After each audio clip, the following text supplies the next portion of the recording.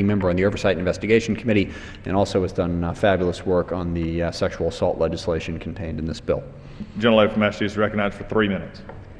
Thank you, Mr. Speaker. This year's NDAA takes unprecedented steps to address the disturbing prevalence of sexual assault in the military, and I want to thank Chairman McKeon, Ranking Member Smith, Congressman Wilson, and Congresswoman Davis for including these provisions in the bill. I'd also like to thank my co-chair of the Military Sexual Assault Prevention Caucus, Congressman Mike Turner. In recent months, we have seen reports rise, military commanders and supervisors abuse their authority, and officers in charge of sexual assault prevention efforts allegedly commit the crimes they were sworn to stop. This is a systemic problem, and the NDAA takes real consequential actions in response. This NDAA begins to reform the power of a military commander, the first major bipartisan effort in decades to make such a significant change on the command structure. Commanders will no longer have the authority to dismiss court-martial convictions for serious offenses, including sexual assault, and are prohibited from reducing guilty findings for serious offenses. It makes sure that those who are convicted of sexual assault will, at a minimum, be dishonorably discharged or dismissed.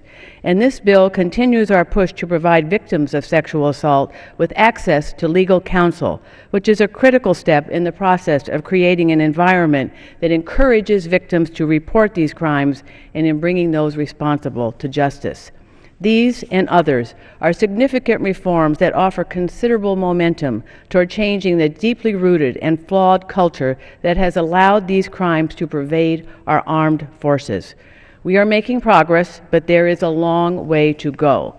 Last year's bill established a 9-member independent review panel to evaluate the systems used to investigate, prosecute, and adjudicate sexual assault crimes under the Uniform Code of Military Justice.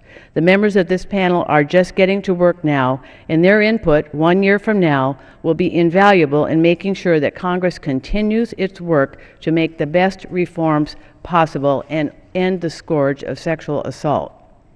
I look forward to continuing to work with the many members in both chambers, the victims who have bravely come forward, and the committed military leaders who are all meaningfully contributing to this debate to make sure that this issue can never again be disregarded or ignored. I also want to take a moment to highlight the important work that this bill advances to develop superior lightweight body armor for our service members. While the ceramic plates which our service members insert into their tactical vests have always provided the requisite level of protection in Iraq and Afghanistan, they are unfortunately still too heavy and are causing an epidemic of musculoskeletal injuries among service members, which the VA will be paying for over decades to come. Last year, the NDAA contained language requiring the continued development of body armor systems for female service members, as the legacy systems fit poorly. I yield the gentlelady an additional 30 seconds. The gentlelady will be yielded additional 30 seconds. And that lightweight, that body armor that hadn't been designed for female members put female soldiers at greater risk in the field. This year's bill requires the Secretary of Defense to submit a comprehensive R&D strategy for lightweight body armor to Congress. I believe this is an important step, and I thank Airland Subcommittee Chair Turner and Ranking Member Sanchez for their work on this matter. Thank you, and I yield back. The gentlewoman yields back. The gentleman from Washington reserves. The gentleman from California is recognized. Mr. Chairman, I yield 3 minutes to my friend